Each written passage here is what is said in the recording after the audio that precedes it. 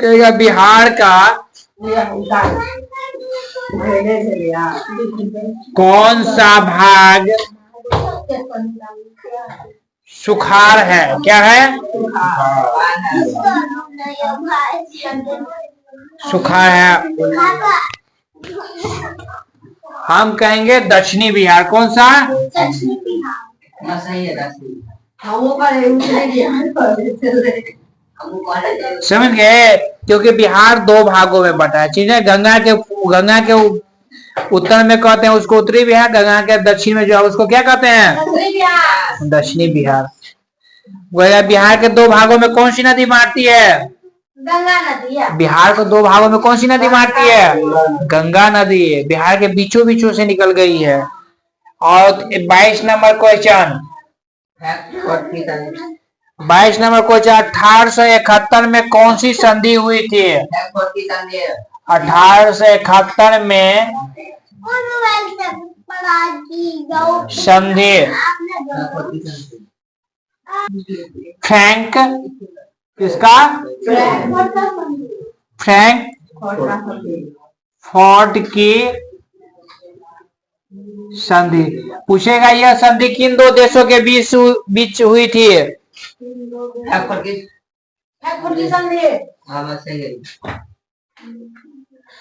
कहेगा फ्रैंकफर्ट की संधि किन दो देशों के बीच हुई थी? तो कहेंगे फ्रांस और जर्मनी के बीच। किसके बीच? फ्रांस और जर्मनी के बीच। ठीक ना? मुझे 1871 की जो संधि हुई थी वो संधि कौन सी थी? फ्रैंकफर्ट की संधि। कौन सी थी? फ्रैंकफर्ट की संधि कब हुई? 1871। और ये संधि फ्रांस और जर्मनी के बीच हुआ था। किसके बीच? फ्रांस और जर्मनी के जर्मनी के बीच। ठीक है। 23 नंबर क्वेश्चन, 23 नंबर क्वेश्चन, 1870 की क्रांति के बाद फ्रांस में किस प्रकार का शासन स्थापित हुआ? 1830 है। 1830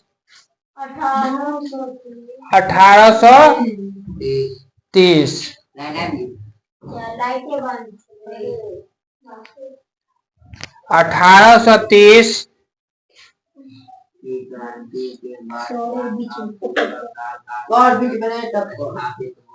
1830 की क्रांति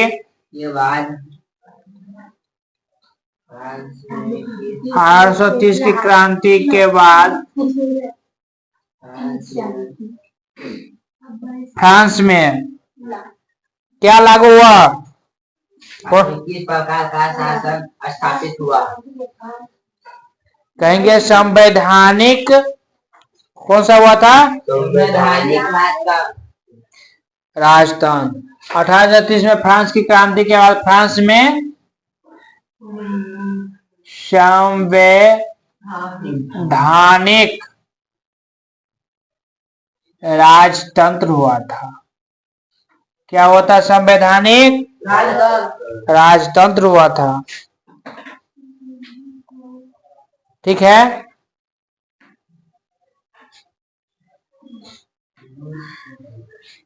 इसके बाद 24 नंबर क्वेश्चन, रूस की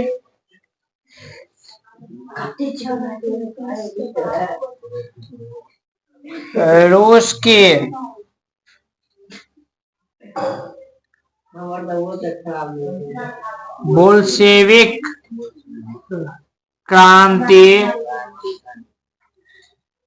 का नेतृत्व किसने किया था?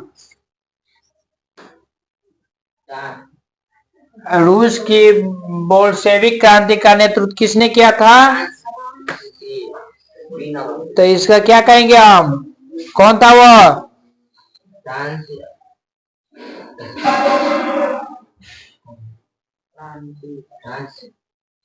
वो कोई नहीं था, तो उसको पढ़ाए हुए थे, बताए थे, लेनिन था। कौन था?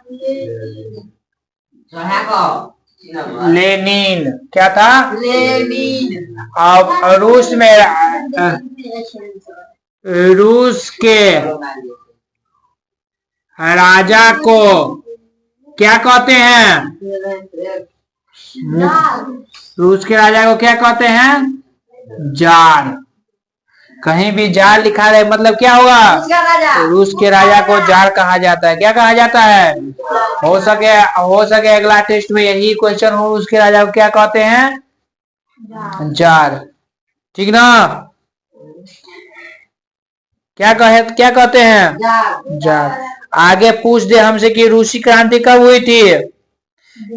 रूसी क्रांति कब हुई थी?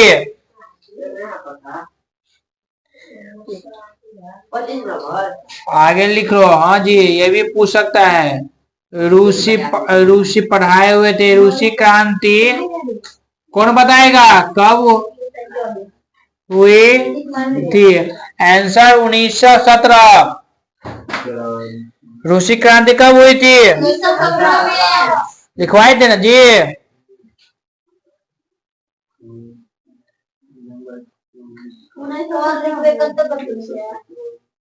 क्या बोली?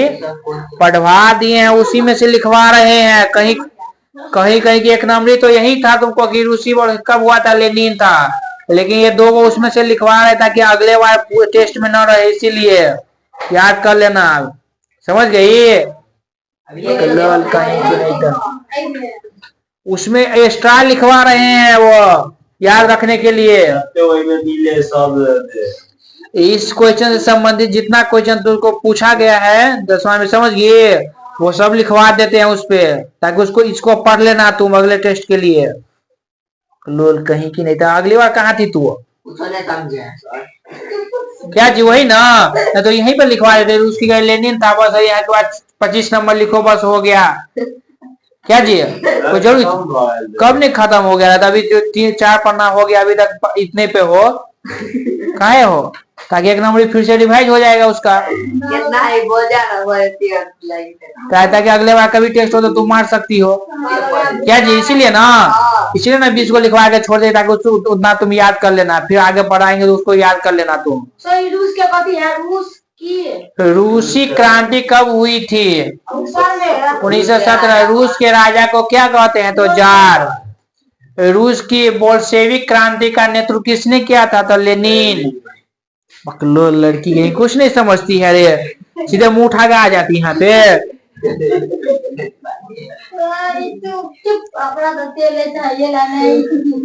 पूछेगा रूसी क्रांति के कितने प्रमुख कारण थे? तो कहेंगे 3। कितने?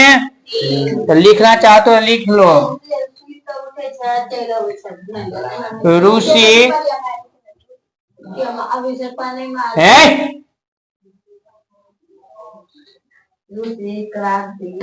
क्रांति के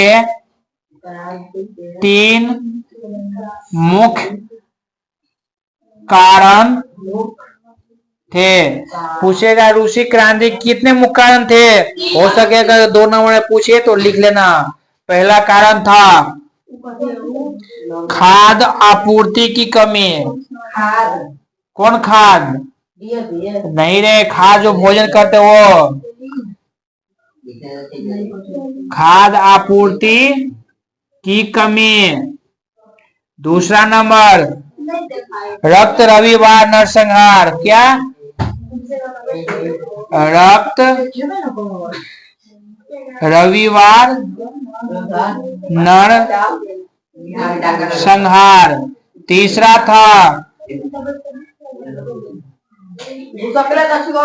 था प्रथम विश्व युद्ध। क्या था?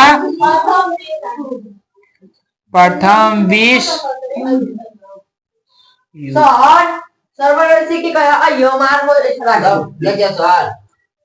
सोच लेना वो सीधे कान पर उठा कर भगा भी सकते हैं यहाँ पे, तो चुपचाप मुंह बंद करके रखो यहाँ पे।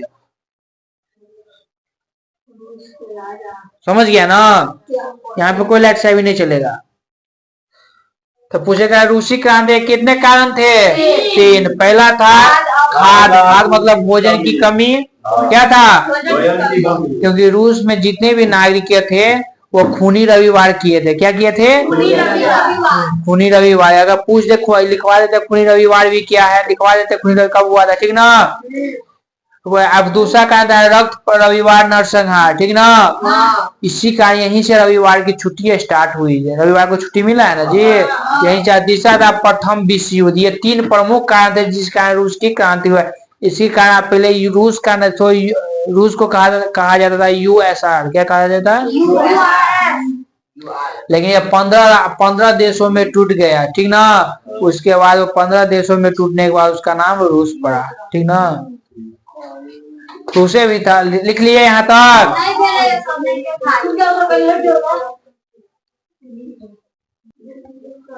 लिखो, ये भी क्वेश्चन पूछता है। लिखवाए खूनी रविवार हुई। पूछेगा खूनी रविवार कब हुई?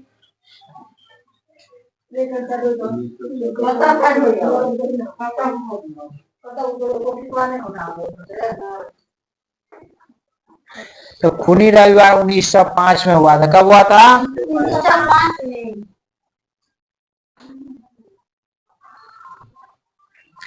खूनी रविवार कब हुआ था? 1905 में।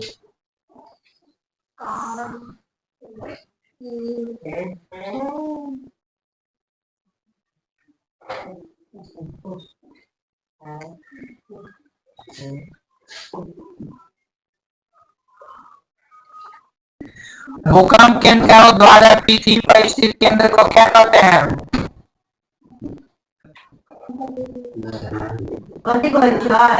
भूकंप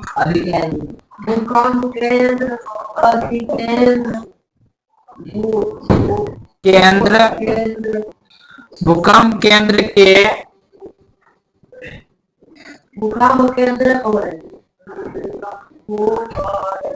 भूकंप केंद्र के ऊर्ध्वाधर पृथ्वी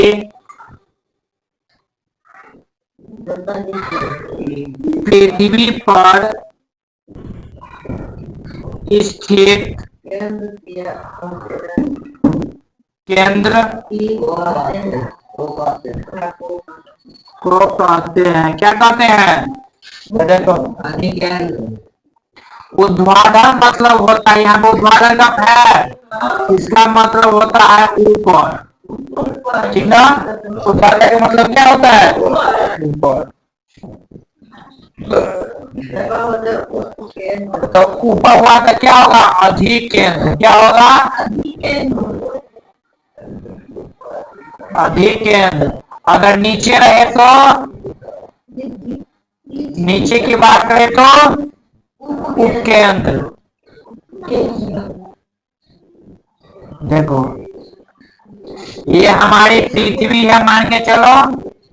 क्या यह पृथ्वी है? पृथ्वी के नीचे वाले भाग को केंद्र कहते हैं। क्या कहते हैं? यह किस अवस्था में रहता है? पिघली हुई द्रव अवस्था में। किस अवस्था में? अब पृथ्वी की सबसे निचली भाग को क्या कहते हैं? केंद्र को या कोर कहते हैं। क्या कहते हैं? कोर। यहाँ पे किसकी प्रधानता दी गया? तो लोहा की। किसकी? ठीक ना। और पृथ्वी के सबसे ऊपरी भाग को क्या कहते हैं? भूपटपट्टी। क्या कहते?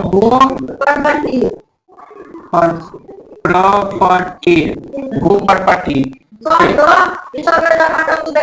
पृथ्वी के सबसे ऊपरी भाग को क्या कहते हैं? भूपटपट्टी। ठीक ना। या नीचे करो, तब लिखो।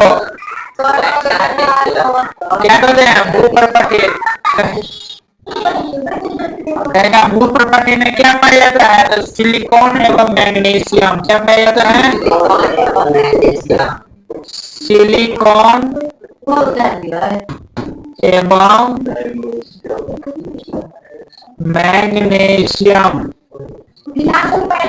सिलिकॉन है, भू पृथ्वी है, ये पृथ्वी की छोटा सा टुकड़ा को लेके हम बता रहे हैं, ठीक ना। पृथ्वी के सबसे ऊपरी भाग को भूपटपट्टी कहते हैं, जिसमें सिलिकॉन एवं मैग्नीशियम पाया जाता है। पृथ्वी के सबसे निचले भाग को केंद्र या कोर कहते हैं, जो द्रव अवस्था में रहता है। ठीक है। पृथ्वी के अंदर जो अंदर जाओगे तो उसकी तापमान बढ़ती है लिखो, पृथ्वी के अंदर जाने पर तापमान बढ़ती है कि घटती है? हेलो। हेलो। हाँ, रूपम से कनी बात कराओ ना। पृथ्वी के अंदर जाने पृथ्वी के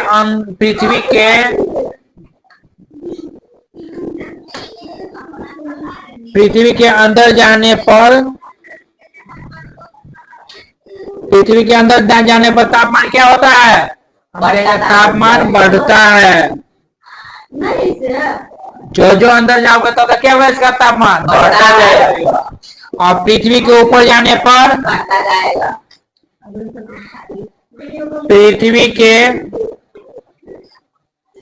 ऊपर जाने पर तापमान क्या करता है? बढ़ता है। समझ गए? बढ़ा देना। इसके बाद और भूकंप में कितने प्रकार के तरंग आते हैं? 2 3। ठीक ना? भूकंप को किससे मापा जाता है? रिएक्टर स्केल पर। लिखो, ये भी लिख लो। भूकंप को मापा जाता भूकंप को किससे मापा जाता है?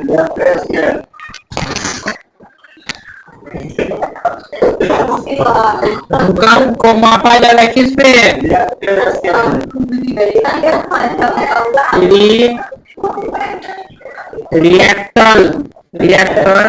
रिएक्टर स्केल पर। कहेगा भूकंप को किससे मापा जाता है? रिएक्टर स्केल पर। ठीक ना? क्या भूकंप पृथ्वी के ऊपरी भाग में आती है?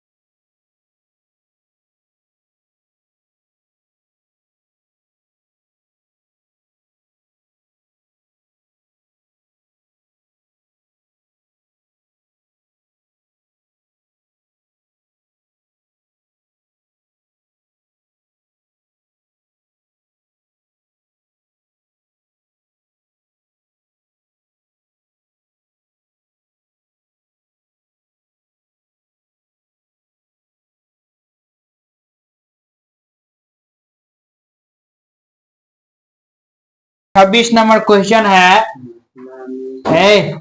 सुनामी संबंधित है। सुनामी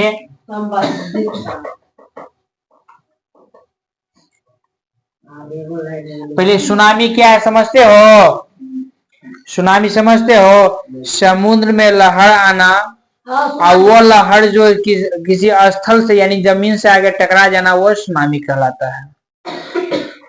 जैसे मान के चलो, ये देखो, इधर समुद्र है, ये क्या है? समुद्र। ये क्या है? पृथ्वी या स्थल कहो, स्थल लिखो। ठीक है? पानी में लहर आया ना, और ये लहर आगे जो जमीन से टकराया और जमीन के बहुत अंदर तक घुस गया। ठीक है? और घुसेगा तो बड़ा बाढ़ आएगा कि नहीं आएगा? तो यही सुनामी कहलाता है। ये क्या कहलाया? तो जब समुद्र की पानी धरती के यानी स्थल के बहुत अंदर तक आ जाती है तो उसे हम सुनामी कहते हैं। सुनामी क्यों आता है? देखो, जब समुद्र की पानी गर्म हो जाता है, क्या होता है? अब बताओ, ठंडी में सुनामी कम आता है, ठीक ना? गर्मी में जाए, क्योंकि समुद्र की पानी गर्म हुआ, और गर्म हुआ तो ये वाष्पीकृत होगा ना। कहाँ ध्यान है जी? समुद्र का पानी क्या हुआ, गर्म हुआ तो क्या वाष्पीकृत हुआ, वाष्पीकृत होने के बाद नीचे रहेगा कि ऊपर उठेगा वो, जब समुद्र की पानी वाष्पीकृत हुआ ऊपर उठा, और ऊपर उठा यहाँ पे पानी की कमी हुई कि हुआ कि नहीं हुआ। अब ये पानी की जो कमी हुई, हवा की भी, हवा भी तो गर्म हुआ यहाँ पे, तो यहाँ के चारों बगल से जो हवा आती है, ठीक ना, तो अपने साथ पानी भी लाता है, ठीक ना, और चारों बगल से हवा आएगा तो क्या हवा नचेगा कि नहीं नचेगा, नचेगा ना हवा। जब यही हवा जब नचती है ना, ठीक ना, जिससे तुम कहते हो धरती पे कभी देखते होगे जब खाली जगह जगह कहीं की हवा अगर गर्म हो जाता है, तो हवा जब ऊपर उठ जाता है तो चारों भर से वहां जब हवा टकराए तो वहां पे देखना कि खड़ पत्थर जितने भी वो वीडियो टाइप का ऊपर उठने लगता है। देखियो कभी, क्या अभी दिखाई देता है वह, गर्मी के मौसम में दिखाई देता है। तो उसमें देखो कि पन्नी भी है या कपड़ा भी, उसको भी उड़ा देता है, उड़ा देता है ना, वो वीडियो है, ठीक है। और वही घटना जब समुद्र में हो, वही घटना जब समुद्र में हो तो क्या कहते हैं उसे, सुनामी। क्या कहते हैं उसे, तो वही सुनामी जब हो तो ये भी कहीं स्थल से टकराएगा कि नहीं टकराएगा। देखो वीडियो जब यहाँ पे उड़ता है तो उड़ते उड़ते कहीं से कहीं चला जाता है। उसी प्रकार सुनामी जो हो, ये भी टकराते टकराते किसी स्थल से जाकर टकरा जाता है। किससे, स्थल मतलब किसी जमीन से जाकर किसी जमीन से टकरा जाता है, ठीक ना, और जमीन से टकराने के बाद वो जमीन के बहुत अंदर तक पानी को फेंक देता है, ठीक ना, उसे ही हम सुनामी कहते हैं। अगर इस बीच में किसी अगर नाव आ जाए तो उसको भी वो उखाड़ के फेंक देता है, ठीक ना, क्योंकि ये बड़ी भयानक, क्योंकि समुद्र में तो बहुत सारा पानी है और अखाड़ है, पता नहीं चलता कितना दूर है ना, इसीलिए इसमें वो वाष्पीकृत भी ज्यादा होता है, ठीक ना। यही कारण है कि सुनामी, तो सुनामी क्या है समझ गई। तो पूजा सुनामी संबंधित है किससे, ऑप्शन है तुमको, स्थल है, स्थल है, क्या क्या ऑप्शन है, स्थल है, आकाश है, समुद्र है, इनमें से कोई नहीं। क्या हुआ, समुद्र। सुनामी किससे संबंधित है, बताओ, कभी सुनामी स्थल में आता है, नहीं ना, समुद्र में आता है ना। आप समझ गई सुनामी क्या हुआ, समझ गया, आता कहाँ वो समझ गई ना। अगर एक नंबर में पूछे तो लिख सकता है ना। देखिए हम समुद्र से मार में, अभी यही में समुद्र में देख लो ज्वार भाटा, क्या देख लो, तब 27 में बताते हैं। देखो ज्वार क्या है, जब यही लहरे का ऊपर समुद्र की पानी के ऊपर उठना क्या कराता है, ज्वारमुखी होगा। समुद्र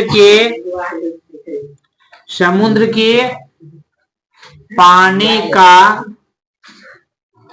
ऊपर उठना, समुद्र की पानी जब लहरें बन के ऊपर उठा तो क्या कराया, ज्वार। क्या कहलाया, ऐसा हुआ तो इसे क्या कहेंगे, ज्वार। आइए जब पानी नीचे गया तो इसे क्या कहेंगे, भाटा। क्या कहेंगे, भाटा। तो लिखो भाटा, भाटा में लिख लो समुद्र के पानी का ऊपर से नीचे, समुद्र के पानी का नीचे गिरना, ऊपर से नीचे, उतना सब समझ जाएगा, ऊपर से नीचे मत लिखो। अब ये कब आता है ज्वार भाटा, तो लिखो यहाँ पे अमावस्या की रात, अमावस्या या पूर्णिमा की रात। कहेगा ज्वार भाटा कब आता है, अमावस्या या पूर्णिमा में। अमावस्या पूर्णिमा समझती हो ना, अनहरियाई जोत वही अमावस्या की रात, समझ गए ना। अब 27 नंबर क्वेश्चन बताते हैं। मलबे के नीचे दबे लोगों, 27 नंबर देखो, मलबे के नीचे दबे व्यक्ति का पता लगाया जाता है। मलबे के नीचे कोई व्यक्ति अगर दब गया है तो उसका पता लगाने के लिए किसका प्रयोग करते हैं, तो हम कहेंगे उसका इन्फ्रारेड कैमरा का। किसका,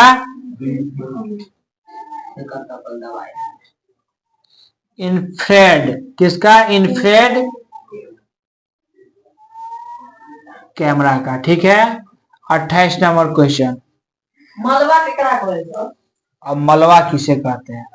जैसे देखो ये मकान है ना जी, मकान है, हाँ भूकंप आया, हाँ ये मकान गिर के पूरे जमीन में के अंदर गिर गया है, ठीक है।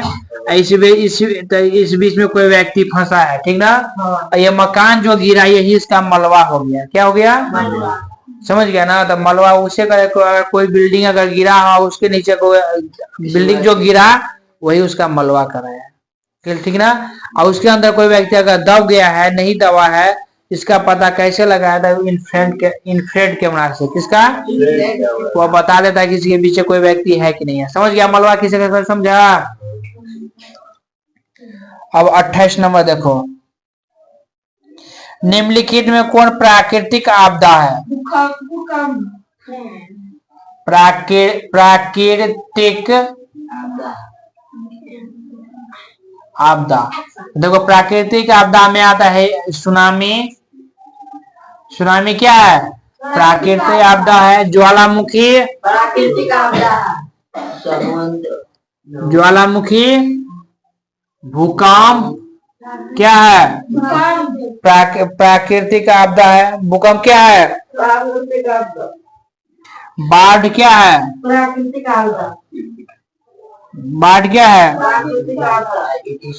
हवा क्या है? प्राकृतिक आपदा। समझ, इतनी जो है वो प्राकृतिक आपदा है, ठीक है। हाँ तो अब क्या होगा? ऑप्शन समझ गए होंगे। इसमें से जो भी हो मार देना, सभी प्राकृतिक आपदा है। 29 नंबर क्वेश्चन, खरीफ फसल है। खरीफ धान। धान खरीफ फसल है धान। फसल, धान, ठीक ना। हाँ तो देखो अभी अभी जो है कौन सी महीना है? अभी दिसंबर, मलबा महीना, बरवा महीना रे। मलबा वाला, तो नवंबर से दिसंबर जनवरी तक कटाई, की माह को खरीफ फसल कहा जाता है।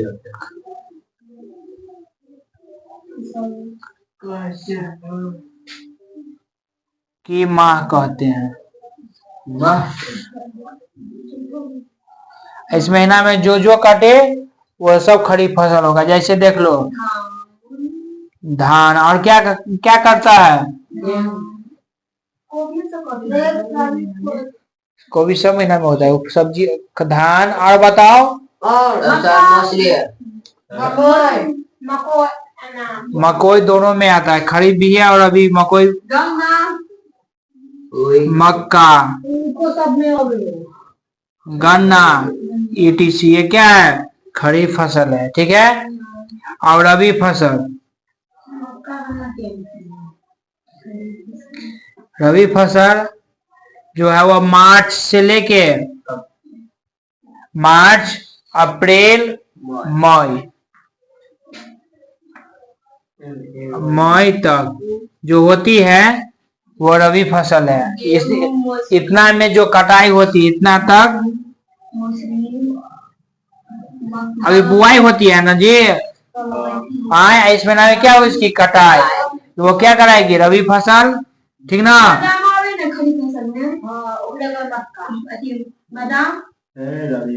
और रबी फसल में आता है तो इसमें होगा चना, गेहूं, ठीक ना। चना केकरा बोले? चना, गेहूं, दलहन की फसल, ठीक ना। ETC समझ गया, ये रबी फसल है, ठीक है ना। समझ गया। अब चलो 29 तक हो गया। अब 30 नंबर का, 30 नंबर के लिए फिर ब्रेक लगना पड़ेगा। आगे देखो कहाँ तक पहुंचे थे? 30 नंबर देखो, ऑपरेशन फ्लड,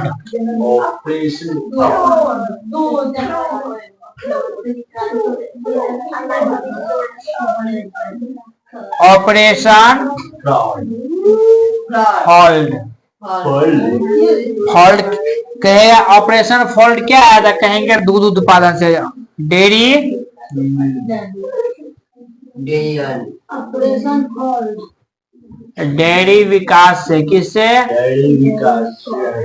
जिसे कहते हैं दूध उत्पादन से, किससे, दूध उत्पादन,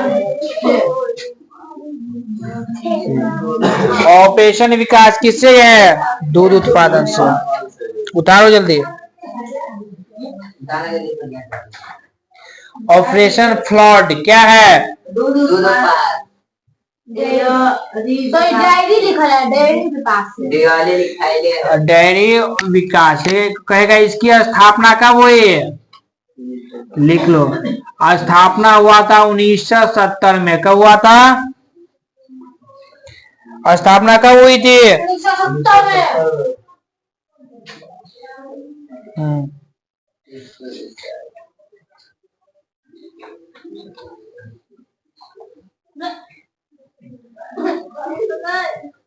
वाओ, ब्यूटी पार्लर।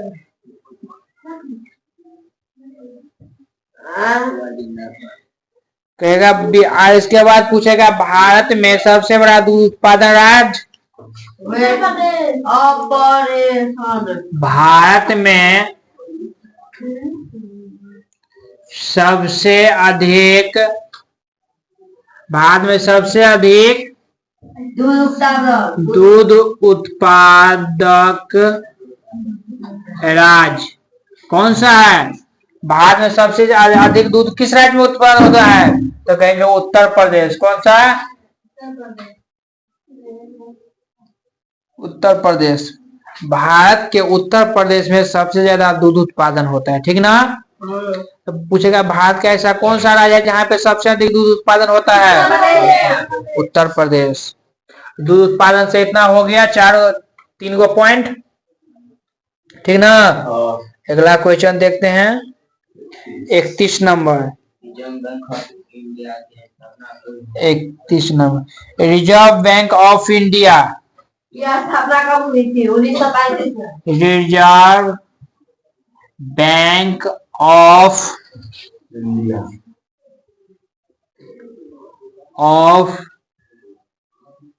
इंडिया की स्थापना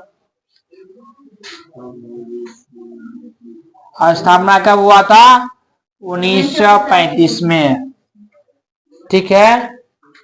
रिजर्व बैंक ऑफ इंडिया की स्थापना 1935 में। इसका प्रथम मुख्यालय था, प्रथम मुख्यालय था कोलकाता। कहाँ था, कोलकाता। लेकिन अभी कहाँ, वर्तमान में कहाँ है, वर्तमान में मुंबई में है। समझ गए। 32 के भी है sir. Reserve bank of India की स्थापना कब हुई, 1935।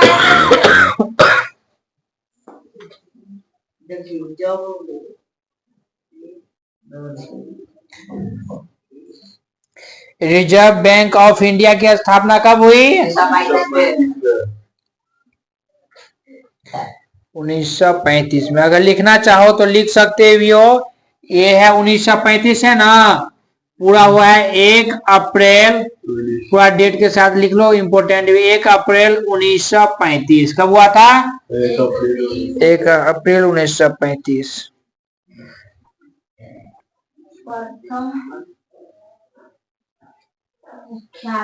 इसे हम आरबीआई भी कहते हैं। क्या कहते हैं, आरबीआई। क्या कहते हैं, अभी इसकी मुख्यालय कहाँ है, मुंबई।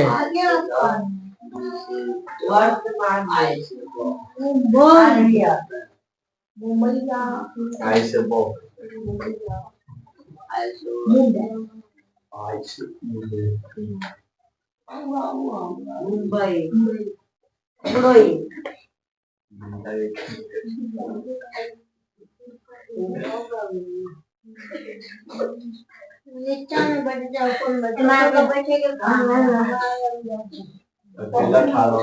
कहेगा अब आरबीआई बैंक की मालिक कौन है? आरबीआई बैंक है ना जी, इसका कोई मालिक होगा ना। आरबीआई बैंक इसका कोई मालिक होगा ना, तो आरबीआई बैंक का मालिक कौन है? तो लिखे कहेंगे भारत सरकार। कौन है? भारत सरकार। भारत सरकार। कौन है?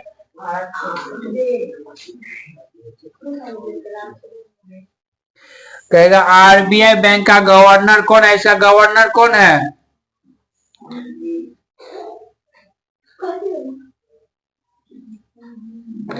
गवर्नर शक्तिकांत दास। कौन है? शक्तिकांत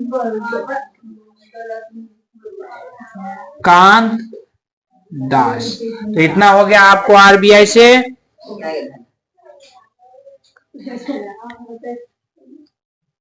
समझ गए? RBI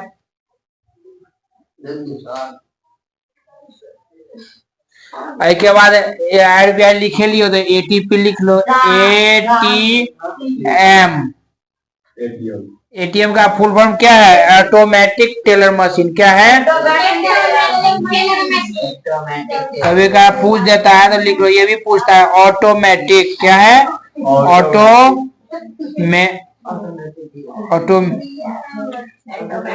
automated teller machine. Automatic teller machine. Taylor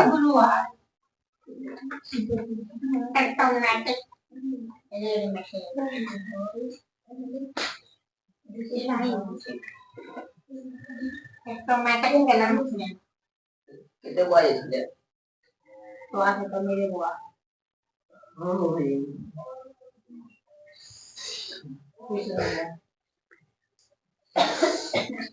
पूछेगा आरबीआई का पुराना नाम क्या है? यानी भारतीय, ये क्वेश्चन नहीं पूछेगा। भारतीय रिजर्व बैंक का पुराना नाम क्या है? पुराना पूछ रहे हैं, पुराना ही पुराना नाम। पुराना नाम नहीं पता। काहे नहीं पता है? पुराना नाम है इसका इम्पियर। क्या है? इम्पीरियल। क्या है? Imperial bank. कौन सा है? Imperial bank. Imperial bank. Imperial bank लिख लो। Imperial bank. भारतीय रिजर्व बैंक का पुराना नाम इम्पीरियल बैंक। क्या है? कहाँ तक? 31 तक पहुंचे थे। आज भी नहीं लग रहा है 50 भी नहीं पहुंच पाएंगे। 40 कितना पेज पूरा है? अभी और 30 मिनट में